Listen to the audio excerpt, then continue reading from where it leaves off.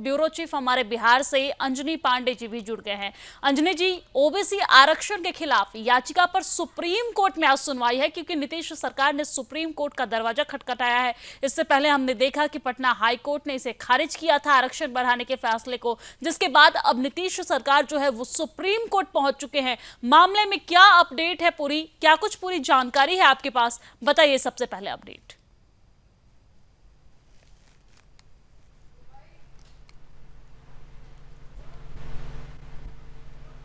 रखने का निर्देश दिया है। इसी विस्तृत सुनवाई जो है वो सितंबर महीने में की जाएगी।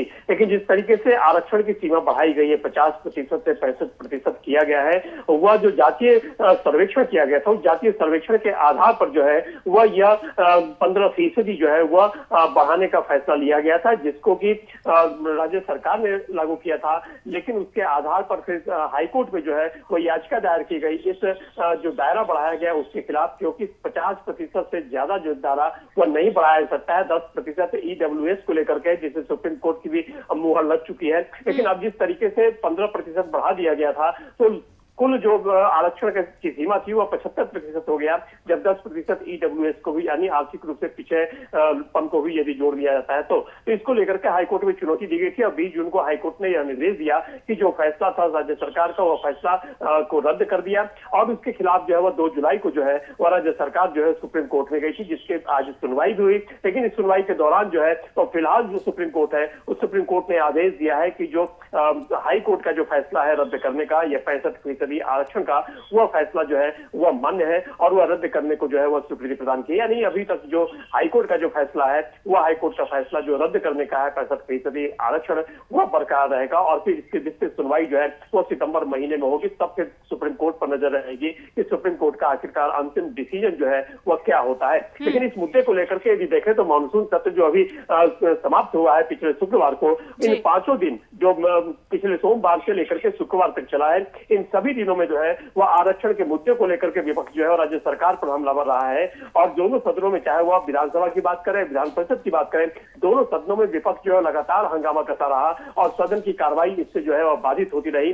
विधानसभा अध्यक्ष भी और विधान परिषद के सभापति ने भी जो है वो विपक्ष के इस रवैये पर नाराजगी जाहिर की। और सरकार ने बार बार कहा है कि सुप्रीम कोर्ट में सरकार जो है वो गई है। सदन के अंदर भी जो संसदीय कार्य मंत्री अभिजीत चौधरी, उन्होंने कहा है कि सरकार जो है वह सुप्रीम कोर्ट में गई है। सुप्रीम कोर्ट के डिसीजन जो होंगे उसके बाद जो है वह फिर सरकार जो है वह आगे अपना रुख तय करेगी। लेकिन विपक्ष का मानना था कि जो 9वीं अनुसूची है, उस 9वीं अनुसूची में शामिल करने के लिए जो है वह केंद्र सरकार से अनुशंसा की जाए, केंद्र सरकार से जो है वह दबाव डाला जाए, केंद्र सरकार इसे 9वीं अनुसूची में शामिल किया जाए। क्योंकि 9वीं अनुसूची में अभी जो है 284 कानून जो है वह लागू किए गए हैं। और दोस्तों यदि 9वीं अनुसूची में यह लागू कर दिया जाता, 9वीं अनुसूची में डाल दिया जाता है, तो फिर किसी भी कोर्ट में इस पर जो है वह आरोप। ठीक है अंजनी जी, आप हमारे साथ बने रहिए, हम आपके पास लौटेंगे। लेकिन इसी बीच अपडेट सामने आ रही है, हम अपडेट अपने दर्शकों को बता दें कि बिहार सरकार ने हाईकोर्ट के फैसले को जो सुप्रीम कोर्ट में चुनौती दी, अब इस पर सुप्रीम कोर्ट ने बड़ा फैसला सुनाया है। सुप्रीम कोर्ट से बड़ा झटका लगा है। आपको बता दें कि सुप्रीम कोर्ट ने इस पर रोक लगाने से मना कर दिया है। शीर्ष अदालत ने कहा है कि वो सितंबर में मामले पर विस्तृत सुनवाई करेगा। अंजनी जी, अपनी बातें जारी रखिए। जी, जिस तरीके से सुप्रीम कोर्ट में यह मामला गया है, तो जो विपक्ष था वो विपक्ष का मानना था इस मानसून सत्र में, इसी को लेकर विपक्ष हंगामा करता रहा कि जो 9वीं अनुसूची है, उस 9वीं अनुसूची में इस आरक्षण के जो बढ़े हुए दायरे हैं, इसे इस कानून को जो है दायरे में उसमें डाला जाए। क्योंकि जब 9वीं अनुसूची में डाल दिया जाता है तो फिर उसे किसी भी कोर्ट में जो है चुनौती नहीं दी जा सकती है।